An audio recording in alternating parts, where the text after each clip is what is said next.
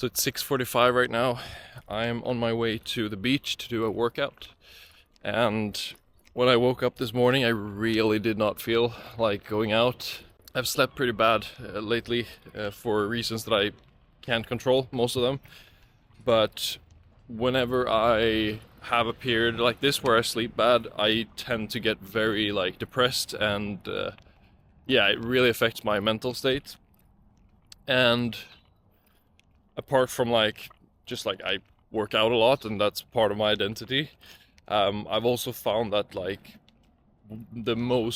pretty much the only way for me to manage my mental state in these periods is to get very serious about the basics, like working out, being outside early, getting light into my eyes, and making sure, like, relying more on discipline and like actually doing my work instead of like goofing off, so I can feel good in the moment and then feeling even worse about myself later on. So now that I'm getting like a little bit older, I'm pretty good at like not skipping stuff like this. I just do it, and that really helps. So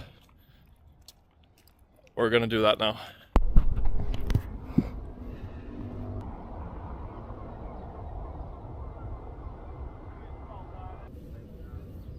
So I'm doing some muscle ups here. I'm actually a bit embarrassed about my technique. This is like literally the second time I do muscle ups in many years. Used to be very focused on the gym, and also I was climbing a lot before, so I was pretty strong in these types of movements. Nowadays, I genuinely don't care. Like it's not important to me anymore. I pretty much only train for my main sports, which are golf is one of them. As you can see here, I'm like working on my swing strength, I guess. It's not perfect, it doesn't have to be. I'm just like, I'm gonna choose some movements to do during my workout, and I choose the ones that like are somewhat adjacent to my main sports. So it's golf, it's surfing, and it's skiing. Those are the main things for me. And to be honest, I only really work out like this when the waves are bad. So other than that, I'm just fully committed to surfing right now. The other reason I have been struggling a little bit lately is that I feel like we've lost a good amount of momentum in the business, at least compared to, the first few months. And I think that's very natural. I even talked to some founders that had the same thing. A few months after launch, all the hype sort of ends, and you have to start doing the real work of like actually growing the brand less artificially, I guess. Or I should say, growing the brand like more sustainably, sort of long term, I guess. So that's normal. But then, yeah, just struggling with, haven't really been able to scale spend on meta ads. Like, truly, that's the number one problem, and I don't know why fully. I have my theories, and also like I'm actually not. At least when we launched, I was like basically learning meta ads more or less from scratch. Not really, but like I was a noob. I'm still pretty much a noob, but like the meta ads game is so competitive. So it's like it is really hard to compete if you aren't like on the very top of that game, So that's super frustrating. I think honestly we would have been 3 times as big at least now if I either were better at ads, or I had the money to sort of risk, or like take a calculated risk on an agency, lose money in the beginning, because like if you're gonna work with anyone that's good, it's gonna cost more than what makes sense when you're at a very small scale, and then at some point you're gonna start spending so much on ads that it makes sense to pay them their fees. So that's one thing.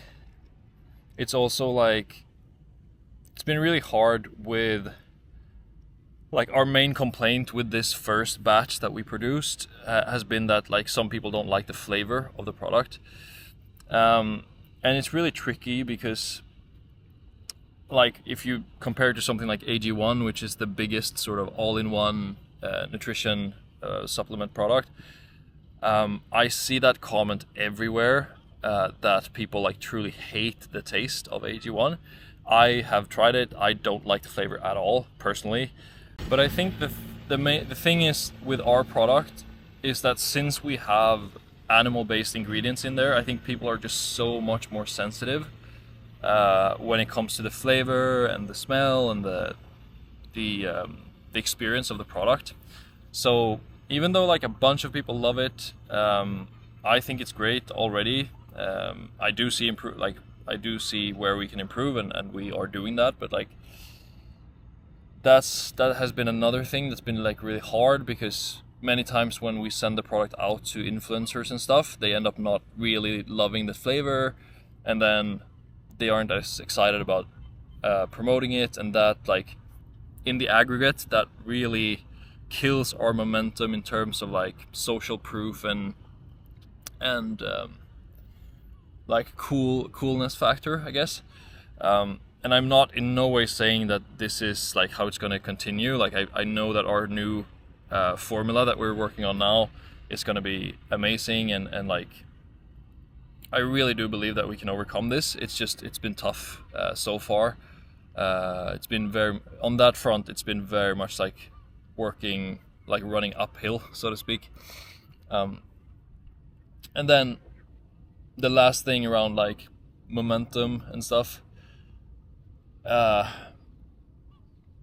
is that we got super fucked on the R&D and like manufacturing side for our formula. Very long story short, I started working with a factory that was like new and fancy, and I was introduced to them by this cool VC, and ended up wasting several months like trying to make it work with them. They were just like not the right fit. They were too big. They didn't really care about us, and they were too expensive too at the scale that we're at right now. And so I should have realized that sooner. And then when I went back to my original manufacturer and like tried to make a batch to with our old formula just to get some more inventory before we sold out, they basically last minute, like they stringed us along for a few weeks, and I thought everything was going well, and then they said that they had stopped handling probiotics in their facilities, and probiotics are part of our blend, and so they can't produce our product anymore. And so then I didn't have a factory, and we were about to sell out. So now we're just like, we're gonna be out of stock for probably 3 months or something like this, and it fucking sucks. But I've done all I can. Like I think even though no matter how much it sucks to be in this situation, I think it's much better to focus on absolutely hitting it out of the park with this new formula that we're making, and just focus on making the product just undeniable, you know. But that's also killed our momentum, and honestly the main thing that grows a business is momentum. I think that's the key, that like, yeah, you need to have some level of momentum and maintain it. Like it's the most important thing, and it's the worst feeling when you kind of lose your momentum a little bit. It's like Newton's first law, I guess, or I'm not sure which law it is, but like the law of inertia. Yeah, so like very key part of business is to keep up the momentum, and preferably increase the momentum as you go. You can really feel that as a founder, like when it's like really the snowball is rolling, so to speak. So yeah, it's a struggle, man, but all in all, we're very grateful for being in this situation or position, And at some level, even though I have all these struggles, I sort of know that I have something special here with this product and this company and this vision that I have. And I hate every time I bring this up, I hate myself, but like, I listen to Alex Hormozi quite a bit, honestly. I hate it because he's like this internet guru, but I truly believe he's like an exception there. Like he's the real deal. And he said something about like that most people don't understand how hard you need to try before something really takes off. And like, yeah, I feel like I'm just in that right now. Like I'm just right in the trying really hard phase, you know. Yeah. So we're gonna keep going.